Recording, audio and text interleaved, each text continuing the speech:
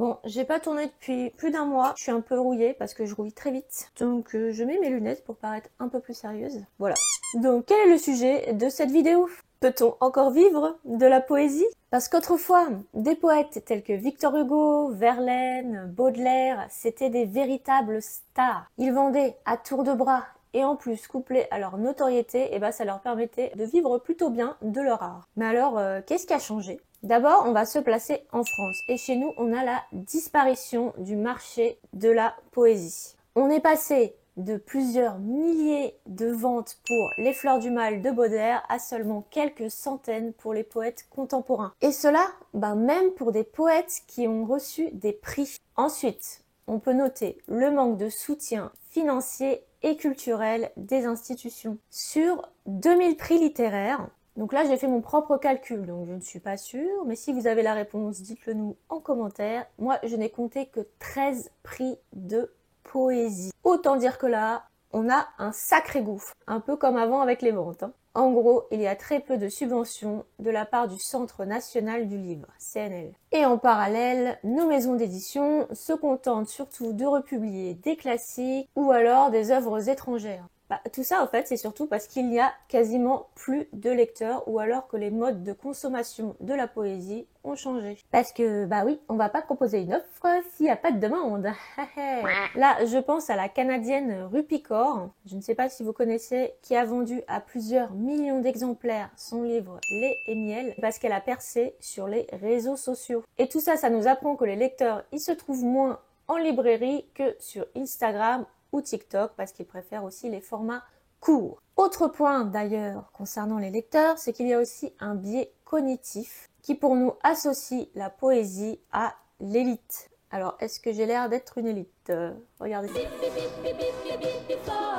En revanche, on a le slam qui fonctionne très bien. Je pense ici à Grand Corps Malade, que je pense que tout le monde connaît. Et moi, j'adore d'ailleurs particulièrement sa chanson, son poème slamé, Les Voyages en train. Si vous ne connaissez pas, je vous invite à écouter. Donc aujourd'hui, en gros, si on veut vivre de notre art, la poésie, en France, il faut se diversifier. Car vivre uniquement de la vente de ces recueils, ça suffit pas.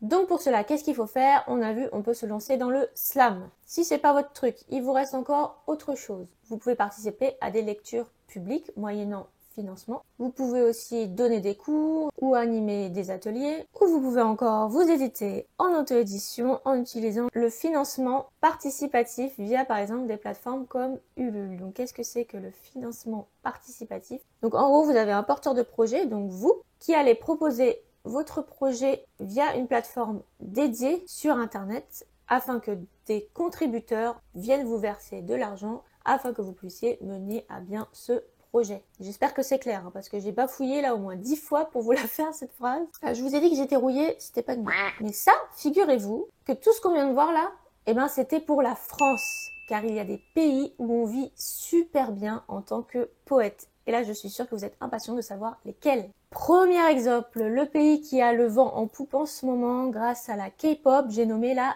Corée du Sud. Et là, je tiens l'information directement de ma prof de coréen. Oui, à une époque, j'ai fait 1 an de coréen, qui disait que en Corée, c'est un des rares pays où les poètes vivent très très bien. Ici, votre recueil de poésie peut carrément devenir un best-seller. Je pense par exemple à la légende Kim So-wol qui a contribué à la poésie moderne coréenne. Mais alors, pourquoi ça marche chez eux et pas chez nous?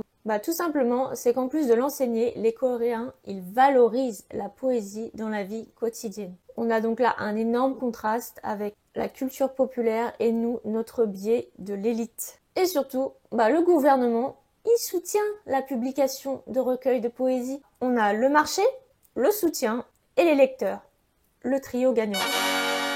Deuxième exemple maintenant, les États-Unis. Ici, c'est un petit peu différent, c'est-à-dire que la poésie s'est surtout changée en spoken word, littéralement le mot parlé, qui consiste à oraliser un texte de façon particulière. Et là, vous avez le magnifique exemple d'Amanda Gorman qui a récité son poème The Hill We Climb lors du discours d'investiture de Joe Biden. Un texte que je vous invite à écouter, qui parle de l'unicité et de l'espoir et qui lui a valu par la suite de vendre ses propres recueils à plusieurs millions d'exemplaires. Je vous mets le lien en description de son discours. Le spoken word et le slam permettent donc aux poèmes de gagner leur vie grâce à leur performance. Autre point important concernant les États-Unis, c'est qu'on a les universités qui offrent aussi des bourses et des résidences d'écriture aux poètes. Et ça, je suis pas sûre qu'on ait ça en France. Troisième exemple, le monde arabe. Alors là, quand j'ai fait mes recherches, j'étais un peu abasourdie, quoi. C'est-à-dire que là, c'est carrément un art majeur. Il y a des shows télévisés qui mettent en scène des poètes qui sont carrément suivis comme des rockstars. Là, c'est aux Émirats Arabes Unis. Depuis 1993, il y a donc 2 émissions, Millions Poets et Prince of Poets. Donc là, c'est un petit clin d'œil à notre titre honorifique que nous avons en France, Prince des Poètes. Et donc, si vous gagnez un de ces concours, eh ben, la récompense, elle est faramineuse. Et enfin, dernier exemple, l'Amérique latine où la poésie est plus militante et carrément collective. Elle rassemble des milliers de personnes lors de festivals tels que, attention, vous allez avoir mon super accent espagnol, de Festival Internacional de Poesía de Medellín, qui a été créé en 1995.